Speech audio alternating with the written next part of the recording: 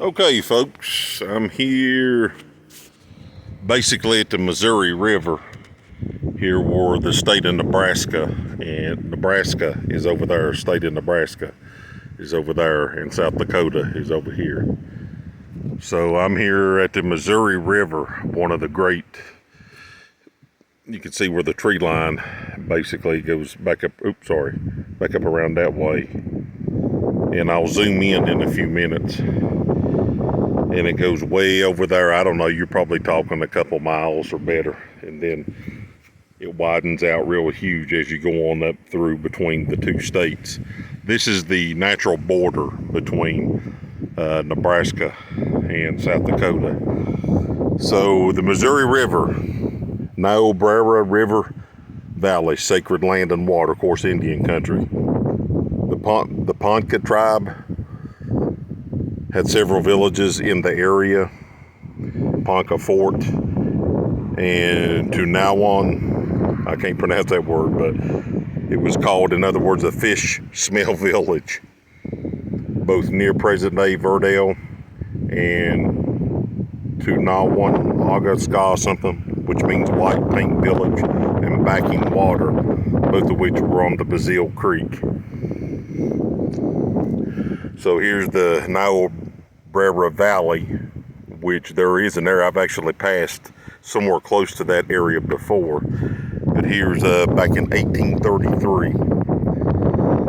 It's showing a picture of the Ponca. I'm not sure how to pronounce that. P-O-N. Ponca, something. Indians encamped on the banks of the Missouri River by Carl Bodmer, the year 1833. So it shows them. And Chief Standing Bear, this is from one of the great Indian chiefs. And of course this bridge right here is actually called Chief Standing Bear Memorial Bridge. So if you can hear me, this wind's blowing pretty good. But the bridge is actually named after him. And it goes way over there, and it curves around over to Nebraska. And so anyway, here's a quote. He says, "I am a man, the same God made us both." And this goes back to the thing between the white man and the Indian, where, you know, the Indians naturally were persecuted and murdered by white men. And the river here talks about, you know, ceremonial events, how important it is.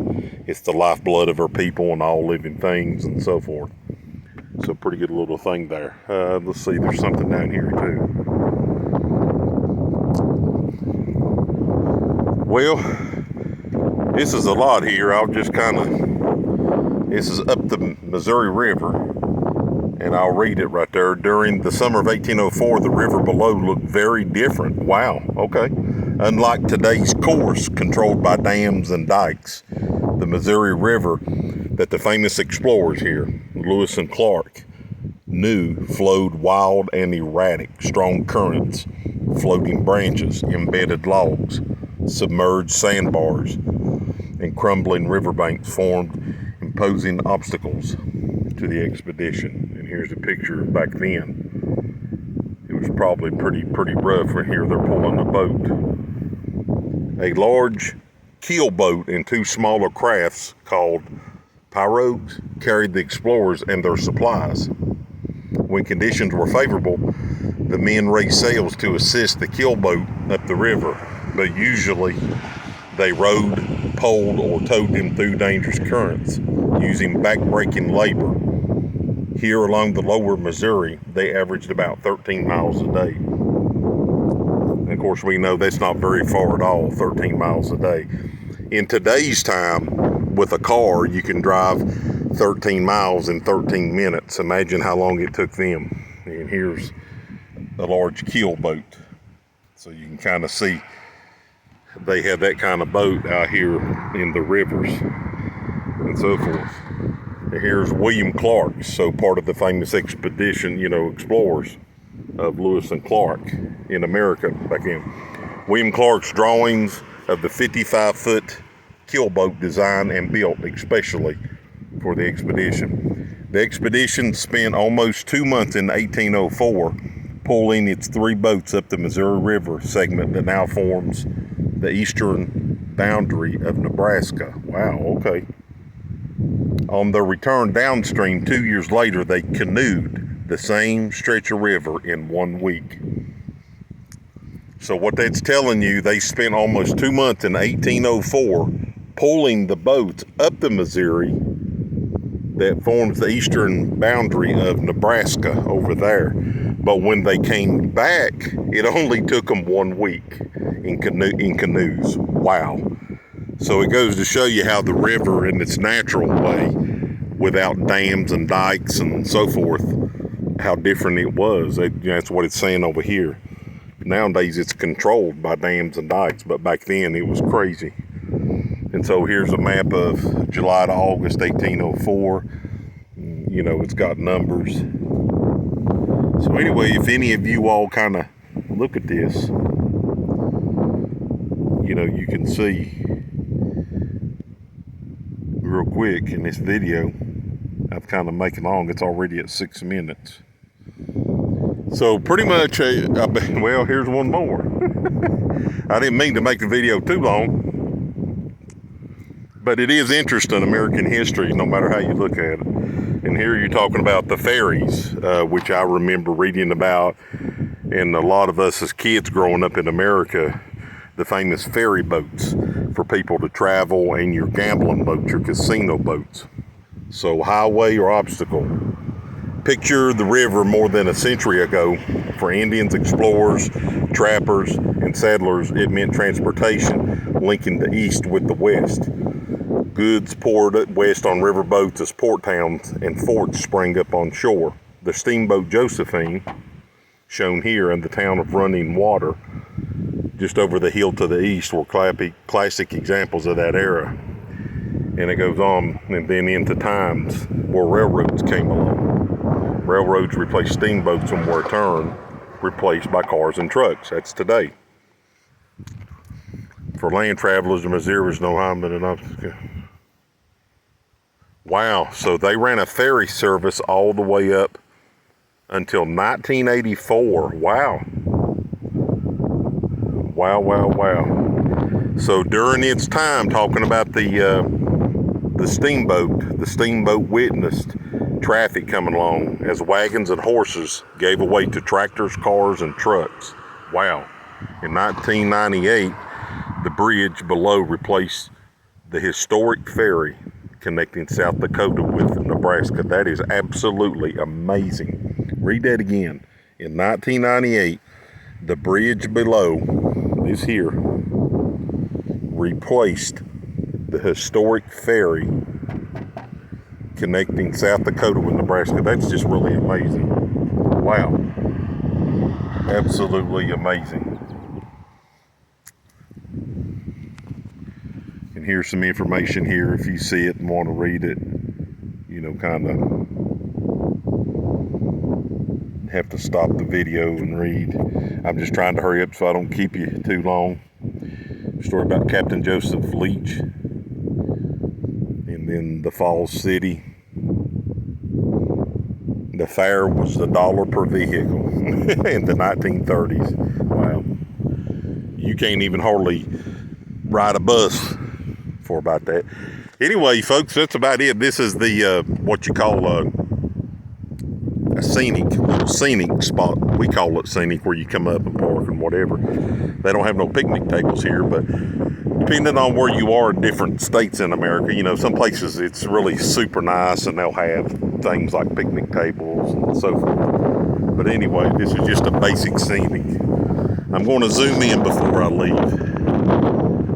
And you can see the river, you know, it snakes on around that way. And you just look at all that land out there that you see between here where I'm at, and over to Nebraska. So as you, I'm trying to get my finger, so all that land, there's the river, but all that land too. And it comes back around to under the bridge. You see all that land way over there? Okay, oops, where's my finger? There it is. And it's it's kind of broken up right in there. And you see how finally it opens up. It opens up way up through there. It opens up. What I'm saying is, all that land over there used to be underwater. Here, in other words, right here, which is not far from me, it's right there at the bridge. Right there at the bridge. All that land, all the land that you see in all of this video right now used to be underwater. And so that, can you imagine how big and how deep that the Missouri River was and is? And this goes on to other states. Missouri is a long ways from here as far as the state of Missouri. So there's plenty other states on the way to Missouri. And you can imagine how big and how long it is. It's one of the biggest rivers in the U.S. But I was telling Bayla how the Mississippi is the biggest river in the United States, but the Missouri, I can't remember if the Missouri River is the second biggest. I'm not sure. You'd have to Google it. But anyway, absolutely beautiful. Now, what you see here, I've shown you before in videos, like out here, the rolling hills, they call it. This is not like in West Virginia where I'm from. West Virginia, we have mountains, mountains. Here, it's just rolling hills. Cows can go over it. Really, to be honest with you, pickup trucks can go over it. Tractors, four-wheelers, motorbikes or motorcycles. Those are called rolling hills. And so, when you cross the bridge and you go around the curve, the highway is there. See how, well, it's hard to see, ain't it? But it ain't. Right there's my finger keeps obscuring it. But if you see the highway right there, there's a stop sign out there. See where that road goes right out there? Right there to where you can't see it no more. Against the rolling hills, there's a highway, and you go left, or you go right, left or right. But that's Nebraska over there. And the highway goes up along the rolling hill over there. There's a highway over there against the rolling hill. And then you go down to the left, up against the rolling hill over there, against the rolling hill way over there. And that's where the edge of the Missouri is. The boundary is all the way against what that thing was saying about the eastern boundary. It's all the way up against the rolling hill. That's the boundary where Nebraska is. But it's a highway over there, of course. So there again, you can see it. But it's pretty cool because, well, I was trying to think. I mean, that looks like all grasses, but there's parts out there where you can actually take and walk on, and you can fish. You can stand up in it. You can have a little canoe or a little aluminum boat and so forth. There's a swim. There's a lot of things out there. But anyway, this here's the Missouri River, and I'm on the South Dakota side, headed back to the house. So sorry for the video being so long.